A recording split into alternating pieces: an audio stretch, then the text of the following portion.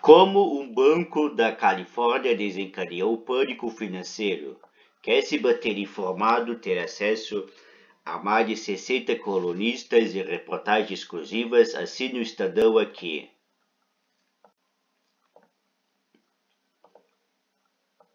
The New York Times, Gregory Becker, CEO do Silicon Valley Bank, reconstou-se em sua cadeira da conferência de tecnologia da semana passada em São Francisco, no luxuoso Palace Hotel, e passou uma mensagem otimista, com o estilo confiante e bombástico que era sua marca.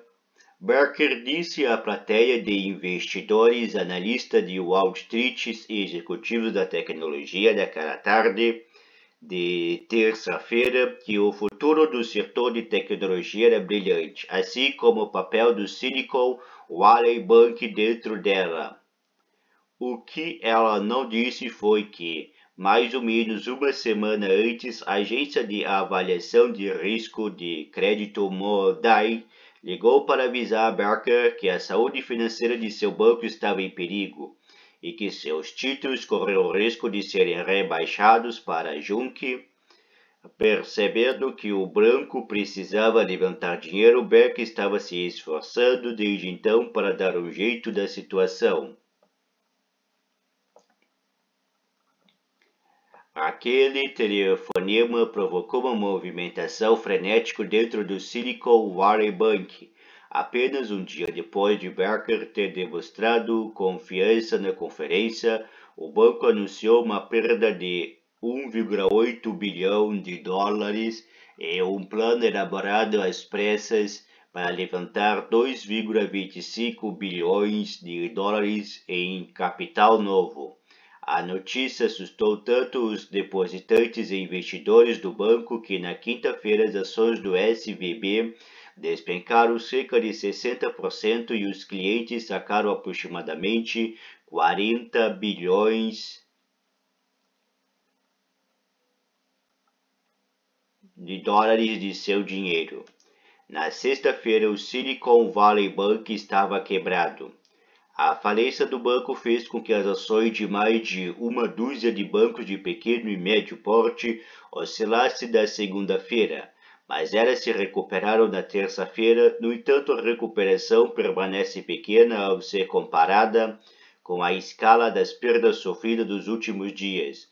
A Federal Deposit Insurance FDIC, a agência federal cuja função é garantir os depósitos bancários dos Estados Unidos e que assumiu o controle do banco, está tentando desde então leiloar o SVB ou partes dele.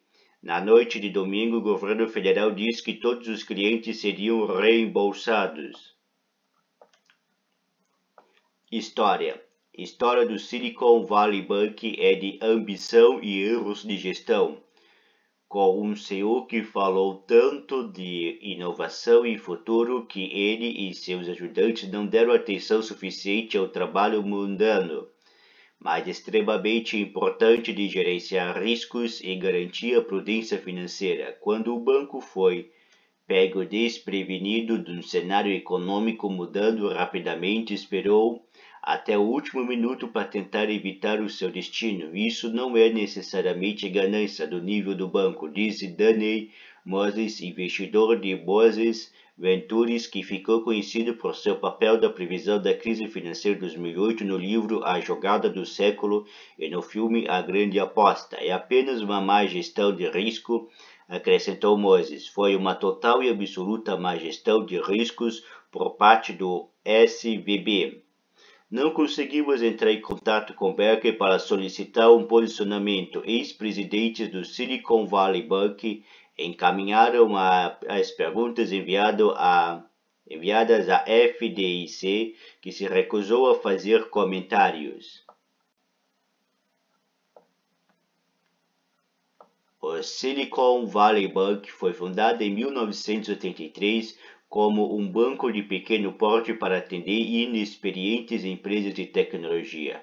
Ao longo das décadas de 1980 e 1990, sua fortuna e tamanho cresceram junto com o setor de tecnologia. Depois de uma tentativa fracassada com empréstimos imobiliários no início dos anos de 1990, o banco voltou às suas raízes, lançando seus serviços para empresas de crescimento rápido, mas normalmente não lucrativas. Durante o boom da internet, o banco também fez uma aposta para a era das vinícolas da Califórnia.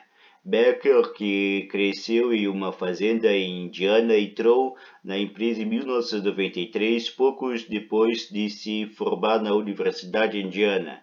Ele trabalhou durante um ano em outro banco da Califórnia no início dos anos de 1990, mas fora isso, sua experiência profissional foi toda a Silicon Valley Bank.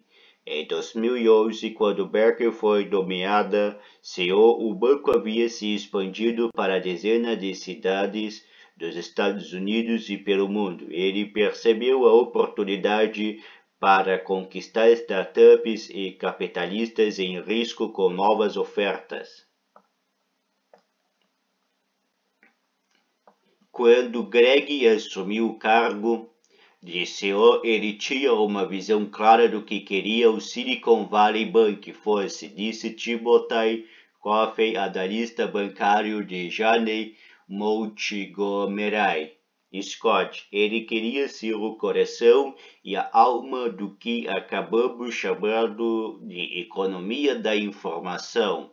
Nisso, segundo Coffey, ele teve sucesso. Nada aconteceria dentro do Vale do Silício sem envolver o Silicon Valley Bank. Com sede em Santa Clara, na Califórnia, o banco tinha pelo menos 5 escritórios da região do Vale do Silício, com uma estética descrita por uma fonte como uma vibe biotecnológica com aço inoxidável e meio acomodação de resort de luxo. Adegas climatizadas com vinho estavam espalhados pelos escritórios. Os visitantes da unidade em Sandy Road, em Menlo Park, o coração do ecossistema do Vale do Silício, muitas vezes faziam comentários a respeito da exposição dos vinhos da vinícolas que o banco financiava. Desde os seus primeiros dias como CEO, Becker manteve um controle rígido sobre a empresa, disse Adam Dean, ex-presidente da SVB. Asset Management, que deixou a instituição há mais de uma década, era a igreja de Greg. Inovação. Becker se posicionava como defensor da inovação. Em biografias oficiais, ele descrevia a si mesmo como defensor dos empreendedores, de seus investidores e das empresas do setor de inovação internacionalmente. Ele se tornou amigo de capitalistas de risco. Greg estava sempre de olho em algo para daqui a 5 a 10 anos, disse Coffey. Ele era mais um capitalista de risco do que um banqueiro. Para milhares de fundadores e seus financiadores da capital de risco, o SVB tornou-se o banco preferido. Isso se refletiu no aumento de depósitos até o final de 2021. O banco detinha 189,2 bilhões de dólares em depósitos, uma alta de comparação com os 102 bilhões de dólares em 2020 e 49 bilhões de dólares em 2018. O preço das ações praticamente triplicou em 2018 para 2021. Cheio de dinheiro para investir, Becker começou a desenvolver uma atividade de banco de investimento para assegurar empresas em fusões e na abertura de capital. Acordos que rendiam grandes comissões, o banco oferecia pacotes de remuneração generosos a funcionários de rivais maiores.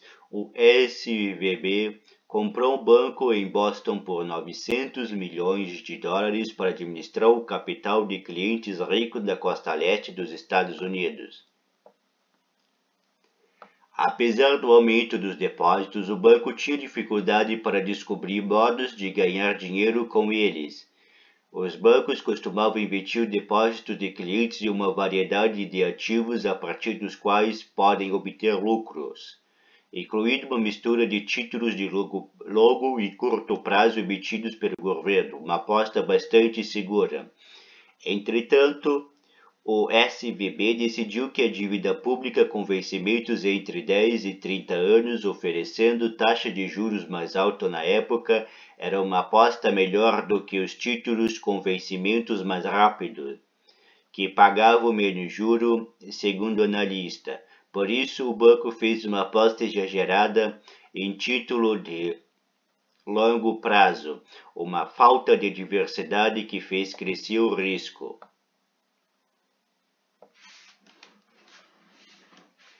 Em 31 de dezembro, o SVB classificou a maior parte de sua carteira de dívidas, ou aproximadamente 95 bilhões de dólares, como held to maturity, mantidos até o vencimento. Devido a uma peculiaridade na regulamentação bancária, o banco não precisava levar em consideração as flutuações do valor desses títulos em seus balanços. No geral, os bancos com pelo menos $1 bilhão em ativos mantinham sob sigilo apenas 6% de suas dívidas nessa categoria no final de 2022. Mas Silicon Valley Bank colocou 75% de sua carteira como held to maturity, de acordo com o relatório de pesquisa da Janney Montgomery Scott. Ao classificar a maior parte de suas dívidas assim, o SVB conseguiu ocultar seus problemas por mais tempo do que teria conseguido de outra maneira. No entanto, conforme as taxas de juros subiam, os investidores recalculavam onde alocar seu capital. O investimento em capital de risco diminuiu. As startups começaram a sacar mais dinheiro de suas contas. O dilema do banco: se continuasse a dar dinheiro aos clientes, a SVB ficaria sem fundos. Porém, se vendesse aqueles títulos de longo prazo, teria que arcar com os prejuízos. Com os títulos mais recentes, pagavam mais juros. Os compradores adquiriam dívida de longo prazo com um desconto em relação ao valor pago anteriormente pelo SVB.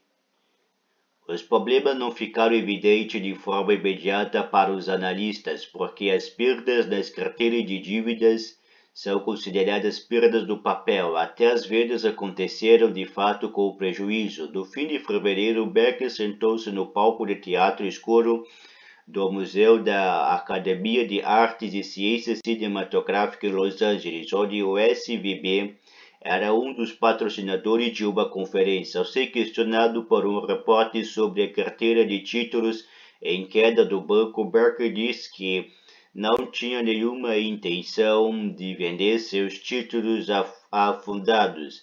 Esse plano mudaria rapidamente.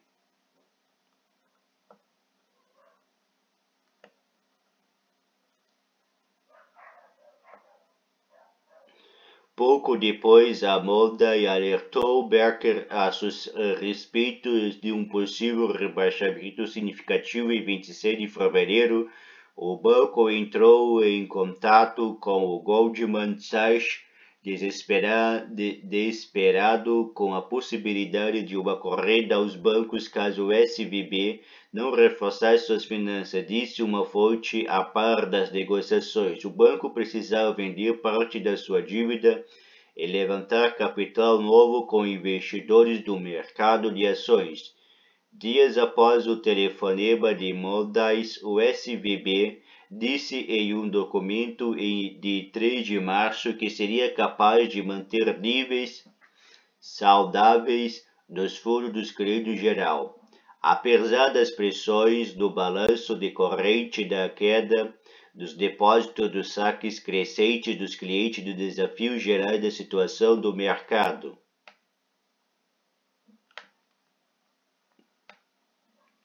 Na quarta-feira passada, o banco emitiu comunicado após o fechamento do mercado dizendo que tinha vendido 21 bilhões de dólares de sua dívida com um prejuízo de 1,8 bilhão de dólares e pretendia levantar 2,25 bilhões de dólares com novas ações. A empresa de investimento General Atlantic disse que compraria 500 milhões de dólares em ações do banco. Naquela tarde e na quinta-feira, os banqueiros Goldman começaram a propor a compra de ações do SVB para investidores. O anúncio assustou os investidores que temiam que o banco estivesse em uma situação pior do que estava deixando transparecer. Quando os mercados abriram na quinta-feira, as ações do banco caíram drasticamente. O Vale do Silício acordou em meio a uma tempestade de mensagens de texto, telefonemas e tweets em relação aos problemas crescentes do banco.